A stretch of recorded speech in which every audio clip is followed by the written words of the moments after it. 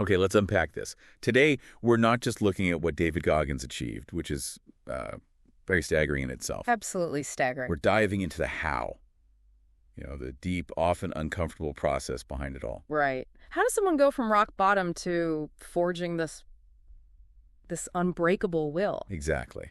And we'll look at some science, too, see what underpins his really radical philosophy of self-mastery. Mm-hmm.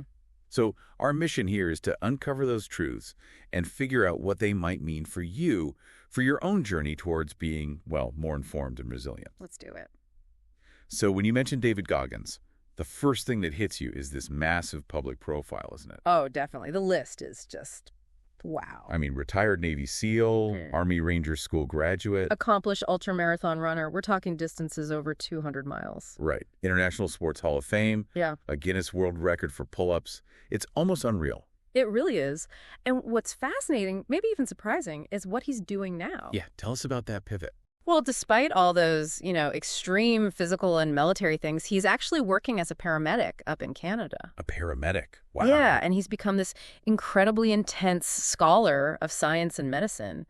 Really digs into it. So it's not just about the physical stuff for him. Not at all. It really shows his drive goes way beyond that, wouldn't you say? Absolutely. Right. And to really get the depth of his transformation, you kind of have to look at where he came from. Yeah, the starting point is key. His beginnings were incredibly tough. An abusive childhood, really difficult time at school. And then finding himself in his 20s, obese, like over 300 pounds, stuck in a job he hated. Right, a low-paying exterminator job. Yeah. Just miserable.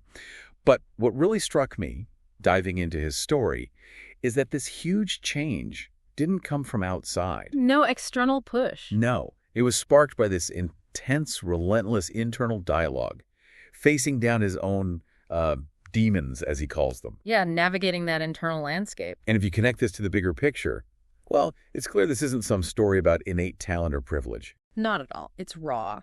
It's about radical self-transformation from the absolute bottom.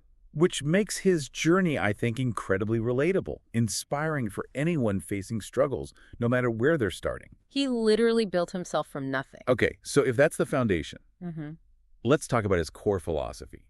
He calls it the discipline of discomfort. That's central. Goggins literally says, and I'm quoting here, "Everything I do in life, it sucks." Yeah. He sees his whole existence as a struggle. He totally rejects the idea that he finds any, inherent enjoyment in his routine. But isn't there a point where that becomes, I don't know, unsustainable, or even bad for the average person trying to adopt something similar? That's a really important question, because for Goggins, it seems it's not about finding joy in the suck, but finding meaning through it. Okay. And what's fascinating is how this applies to his learning, too. He's open about having ADHD, difficulty retaining info. Right. He says he was at the bottom academically. Exactly. Yet he manages to achieve what he calls a photographic memory. How? By painstakingly writing things down over and over. Hell, his hands cramp, he says. Yeah, learning in layers, like first just how to say a complex drug name, then the dosage, then the algorithms. Wow. He calls himself the bottom of the barrel for natural ability. It's all about outworking talent for him, a total commitment to the process, not the feeling. So it's not just tolerating discomfort, it's actively seeking it out, embracing it. Pretty much, which feeds right into his idea of friction is growth. He embraces it the second he wakes up, right? Often on hardly any sleep, thinking, what's next? What's the hard thing? And that embrace leads to this incredibly intense focus. Like blinkers on. Totally. When he studies, he's completely in it. When he runs, all his attention is on getting the best out of his, quote, broken body. Yeah, he mentions multiple knee surgeries, limping for the first 20 minutes. Right. And he says he cannot switch tasks mentally during these periods. It's full immersion or nothing. So what his life really shows isn't just that discomfort helps growth. It's more fundamental than that. For him, for that kind of deep change, it has to shift from something you tolerate to something you actively seek out. It becomes the default mode.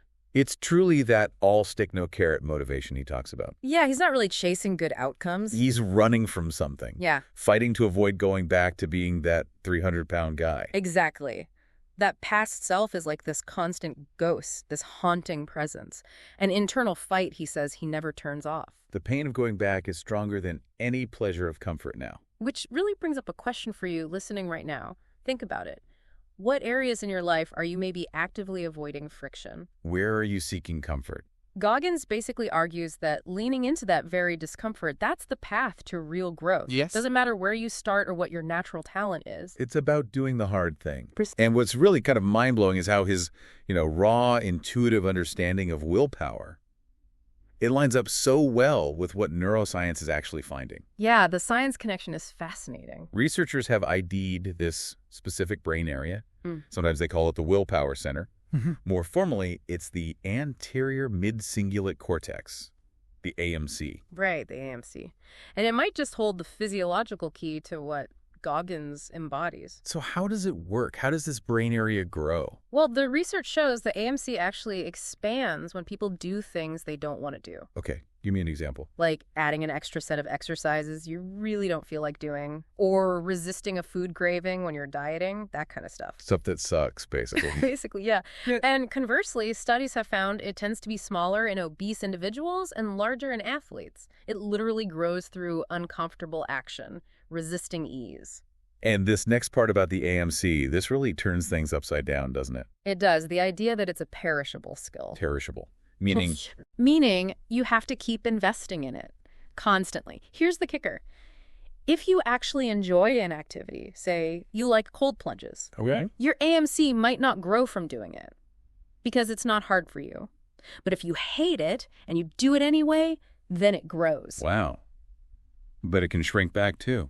Yeah, if you stop doing those hard things or if they become easy or enjoyable, that AMC can shrink. It needs daily maintenance, constant pushing. Which lines up perfectly with Goggins' perspective.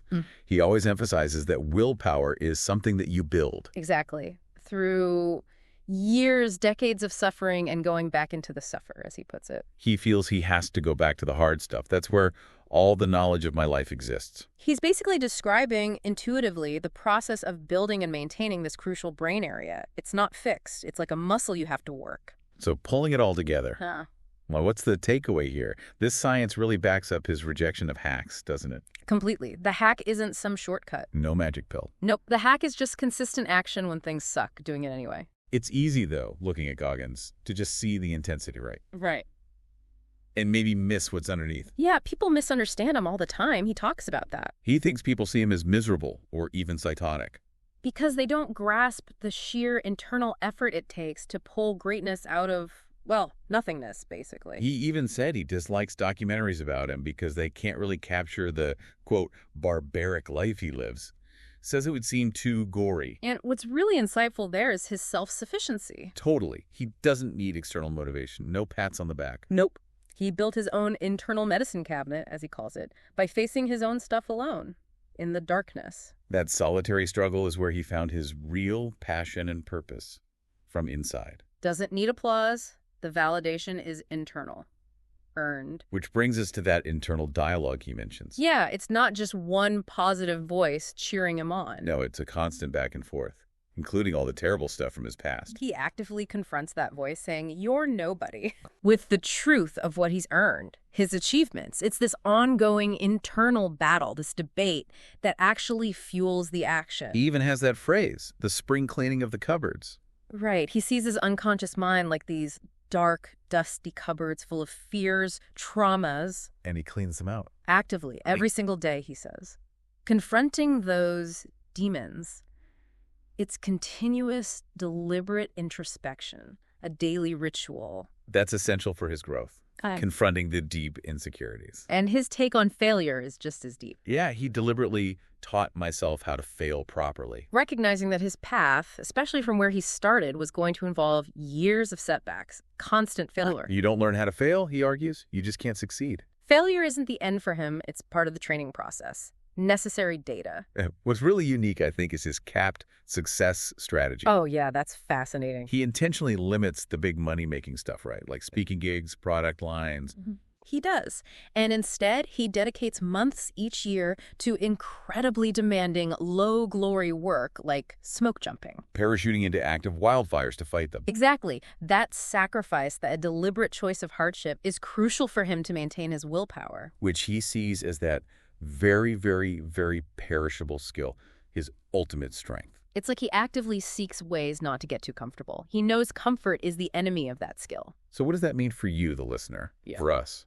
Well, according to Goggins, real authenticity, real confidence, it comes from facing your inner world first. And then putting that understanding into consistent action. Yeah. So the question becomes, are you willing to open your own cupboards, face what's inside, not just once, but maybe daily? It's a big ask. It is. So wrapping this up, David Goggins really offers this raw, unfiltered blueprint. It's about building immense willpower, not by seeking comfort or needing external validation, but by relentlessly embracing friction, mastering that battlefield inside your own mind. His life really illustrates that willpower isn't some gift you're born with. No, it's that perishable skill.